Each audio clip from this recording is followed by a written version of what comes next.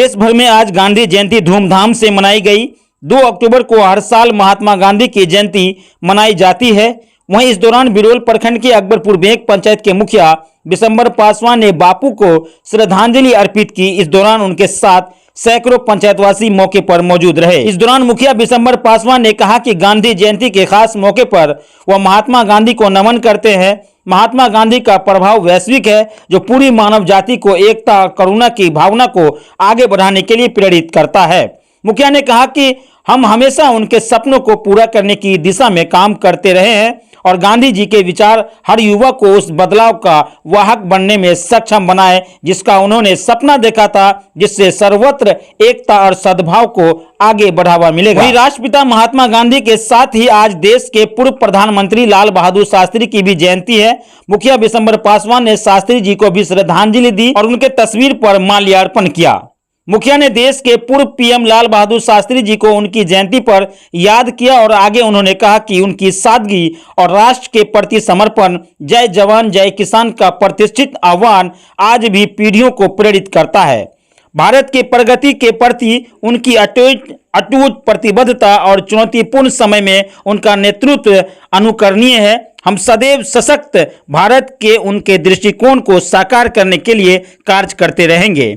मुखिया बिशंबर पासवान ने मीडिया से बातचीत करते हुए कहा कि यह जानकर आपको हैरानी होगी कि भारत समेत दुनिया भर में अगर किसी व्यक्ति पर सबसे ज्यादा किताबें लिखी गई है तो वो महात्मा गांधी जी हैं।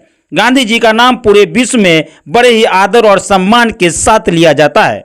गांधी जी बाल विवाह, विधवा विवाह, दहेज प्रथा जैसी सामाजिक बुराइयों के सख्त विरोधी थे।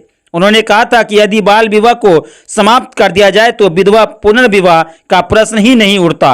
यह विचार महात्मा गांधी ने कहा है।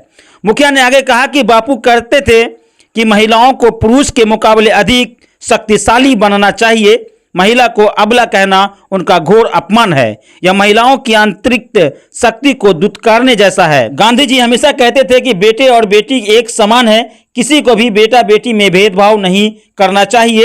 एक बार गांधी जी ने कहा था कि अगर मैं महिला होता तो पुरुष की तरफ से थोपे गए अन्याय का पुरजोर विरोध करता। गांधी जी कहा करते थे कि जब तक लड़के लड़कियां और माँ बाप जाति का बंधन नहीं तोड़ेंगे तब तक सदियों से चली आ रही सामाजिक बुराइयां खत्म नहीं किया जा सकता है।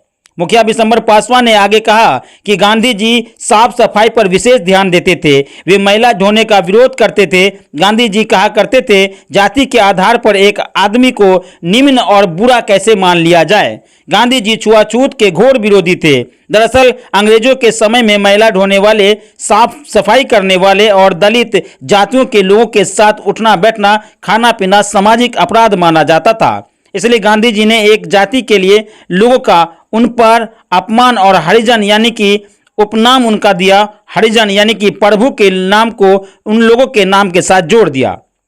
गांधी जी अपने जीवन काल में सत्य अहिंसा के धर्म का पालन किया। उनका सपना था कि देश से दहेज प्रथा जड़ से खत्म हो जाए, लेकिन दुर्भाग्य है कि करीब 100 साल के बाद भी इस बुराइयों को खत्म नहीं किया जा सका।